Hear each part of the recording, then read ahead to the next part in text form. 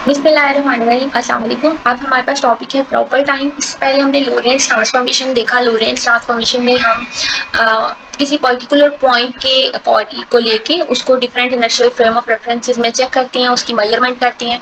Simple wording में कहा जाए तो हम लोरेंट्ज़ ट्रांसफॉर्मेशन के अंदर किसी एक पॉइंट को लेते हैं, उसको एक इवेंट में चेक करते हैं, फिर दूसरे इवेंट में चेक करते हैं और ये चेक करते हैं कि हमारे पास क्या वैल्यू डिफरेंट आ रही है कि नहीं आ रही है।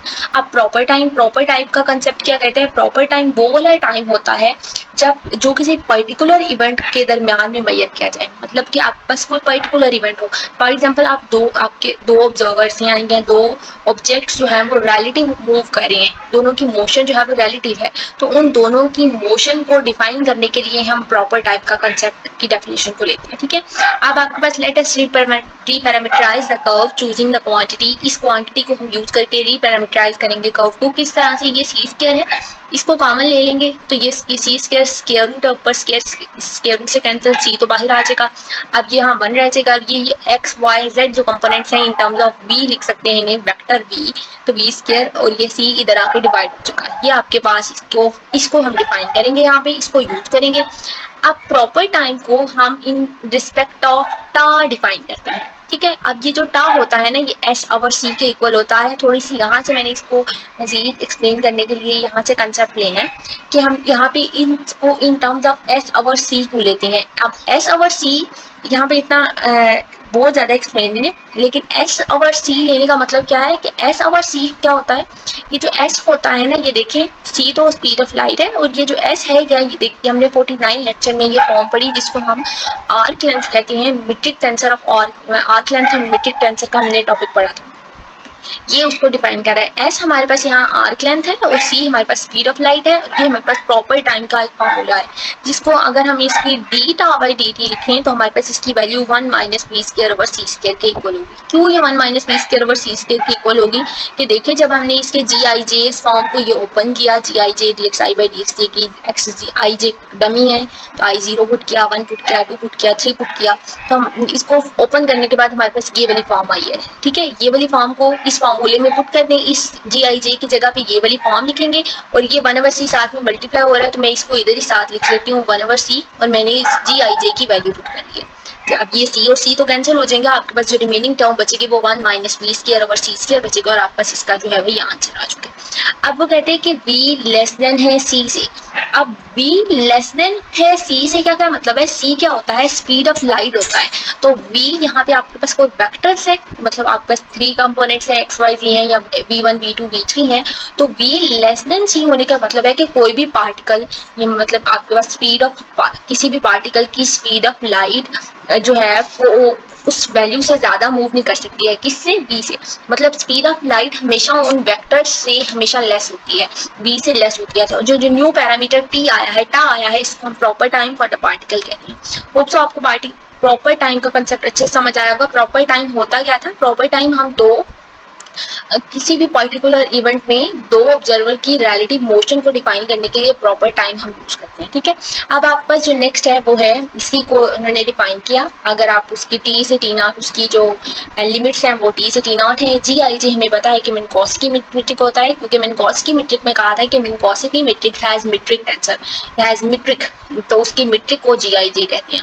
ये उन्होंने डिफाइन कर लिया, फिर इस फॉर्म को ओपन किया, dx नॉट बाई डी। अब जी आई जे ये मिनकॉस्की मीट्रिक के लिए भी हमने फॉर्मूला देखा, ये वाला dx1 dx2 dx3, आप यहाँ पे dxy dx एक्स लिखें, वाई लिखें, जेड कंपोनेंट लिखें, तब भी इसको डिफाइन कर सकते हैं। अब एक्स नॉट जो हमें पता है वो सी के इक्वल होता है, तो ये D x not by D T square किसके इक्वल हो गया? सी स्क्वायर के इक्वल। और ये x1 x2 x3 कंपोनेंट को इन टर्म्स ऑफ वेक्टर लिख लिया v स्क्वायर। इसके ऊपर पावर में 1/2 यहाँ इसके ऊपर स्क्वायर रूट तक लगा लें। अब इसका स्क्वायर रूट लगा लें। अब इसमें क्या करें आप? अगेन यहाँ से जब सी स्क्वायर कॉमन लेंगे, स्क्वायर रूट है, सी स्क्वायर कॉमन लेंगे, सी स्क्वायर स्क्वायर रूट से कैंसिल, आपके पास सी बाहर चला जाएगा। अब आपके पास यहाँ पे रह गया 1 minus we square over C square, ये फॉर्म रह गई, और ऊपर से ये 1/2 या स्क्वायर रूट जो भी आप लिखते हैं एज इट इज। अब ये सी और ये वाला सी जो हमने कॉमन लिया वो कैंसिल हो गया, और आपके पास इसका आंसर जो है वो ये आ गया डीटा बाई डी।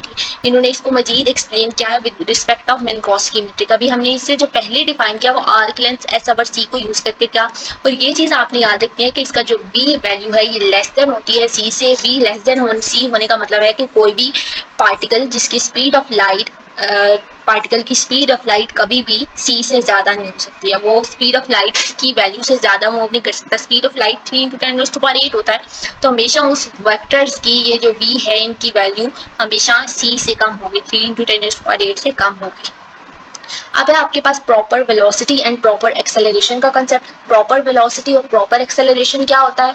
वेलोसिटी और एक्सेलरेशन का तो आपको पता होगा कि हम डिस्टेंस पर यूनिट टाइम को वेलोसिटी कहते हैं, और अगर हम उस प्रॉपर वेलोसिटी के ऊपर अगेन डिफरेंशिएट कर लें तो हमारे पास वो एक्सेलरेशन बन जाती है। अब प्रॉपर वेलोसिटी होता क्या है? तो प्रॉपर वेलोसिटी वो वाली वेलोसिटी होती है जो किसी पर्टिकुलर ऑब्जर्वर के एंगल से देखते हैं। और मतलब कि पर्टिकुलर ऑब्जर्वर होने का क्या मतलब है, इसको अगर मैं थोड़ा मजीद और अच्छे से क्लैरिफिकेशन आपका कंसेप्ट क्लियर करने के लिए करूं तो हम कहेंगे कि प्रॉपर वेलोसिटी वो वेलोसिटी होती है जो किसी पर्टिकुलर ऑब्जर्वर के एंगल से ली जाती है।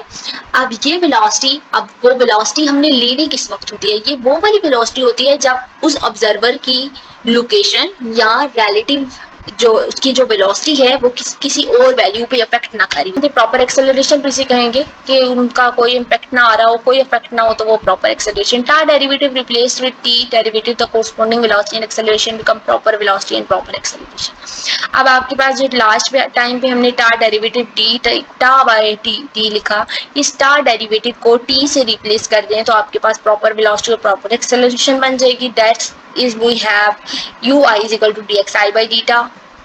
मतलब ये देखें इन कंसेप्ट में वो कह रहा है कि आपने क्या करना है, टा डेरिवेटिव को रिप्लेस कर लेना है टी डेरिवेटिव के साथ, तो आपके पास प्रॉपर वेलोसिटी।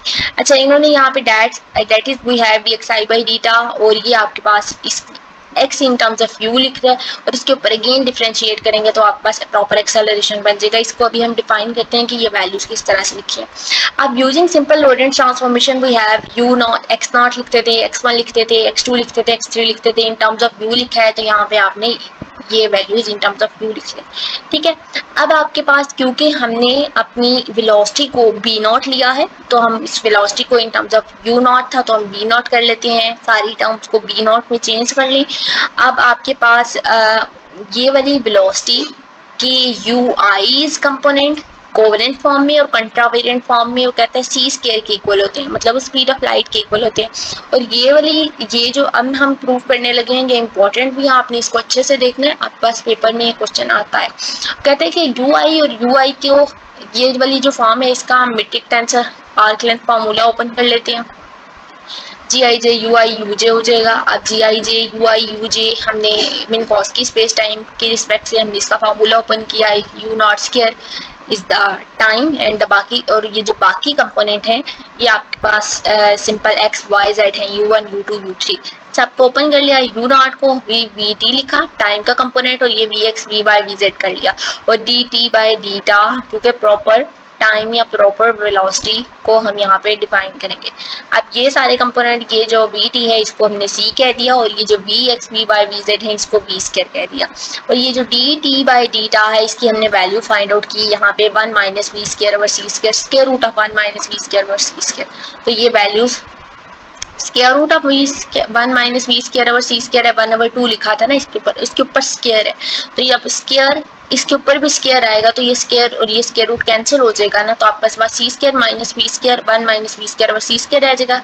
अगेन वही काम करें, यहाँ से आप सी स्क्वायर कॉमन ले लें, यहाँ पे आपका सी स्क्वायर बाहर चला जाएगा। ये वाली टर्म भी आपके पास ये सी स्क्वायर है, ये वाली टर्म भी आपके पास 1 माइनस वी स्क्वायर और सी स्क्वायर रह जाएगी, दोनों टर्म्स ये कैंसिल आउट हो जाएंगी, आपके पास आंसर सिर्फ सी स्क्वायर आ जाएगा। तो इसके बाद का एक्सप्रेशन जो है वो ये भी आपके पास क्वेश्चन जो है वो इम्पोर्टेंट है, आपने दोनों क्वेश्चन लास्ट वाले को तो ज़्यादा अच्छे से देखना है। आप ये एक्सप्रेशन है आपके पास, इस एक्सप्रेशन को इन टर्म्स ऑफ वेलोसिटी और एक्सेलरेशन लिखना है। Basically ui is equal to this term dxi by d t उसने बता दिया। आप सिंपल क्या करें, dxi बाई डीटा के ऊपर चेन रूल लगाएं, dxi बाई डीटा और dt हमने चेन रूल लगा लिया। अब हमें dxi बाई डीटा dt पता है, वेलोसिटी कंपोनेंट है with respect to ith component of velocity, और ये जो dt बाई डीटा इसकी वेलोसिटी इसकी वैल्यू हमने फाइंड आउट की, square root of 1 minus we square और सी स्क्वायर। यहाँ इसको ऐसे बोल लें 1 माइनस वी स्क्वायर और सी स्क्वायर की पावर में 1/2। अब आप बस इसका जो ui कंपोनेंट आ गया। अब देखें कि ui तो हमने फाइंड कर लिया, अब bi is equal to d ui by d t. अब जो ui की वैल्यू फाइंड की है वो इधर पुट करें और d by d tau as it is, d by d tau ui की ये वैल्यू पुट कर ली और इसके ऊपर भी आप चेन रूल लगाएंगे। d बाई dt है तो यहाँ d बाई डीटा तो हमने लिख लिया और यहाँ dt का कंपोनेंट लगा दिया। अब आप वेलोसिटी का, जब आप वेलोसिटी को डिफरेंशिएट करेंगे तो आपके पास इसकी वेलोसिटी को अगेन डिफरेंशिएट करने से हमारे पास एक्सेलरेशन बनती है, तो a i1 minus v square over c square हो गया। अब आप इसके ऊपर कोशेंट रूल लगा लें, बहुत ज्यादा बेटर है। dt बाई डीटा की वैल्यू लगाई 1 minus we square over C square, और ये सारे कंपोनेंट आपको कोशेंट रूल के रिस्पेक्ट से मिलेंगे, अदरवाइज आपके लिए ये सॉल्व करना काफी डिफिकल्ट होगा। मैंने इसको भी देखा, नहीं तो मैं आपको अभी सॉल्व कर देती साथ में। तो आप क्वेश्चन टूल लगाएंगे। लास्ट टाइम मैंने एक एक्सेलरेशन के, जो आपका लास्ट टॉपिक है उसके लास्ट में मैंने एक्सेलरेशन को सॉल्व किया और वहाँ पे क्वेश्चन टूल लगा के दिखाया है इन टर्म्स ऑफ ए था शायद, आई थिंक सो, या बी एक्स था, बी बाय था।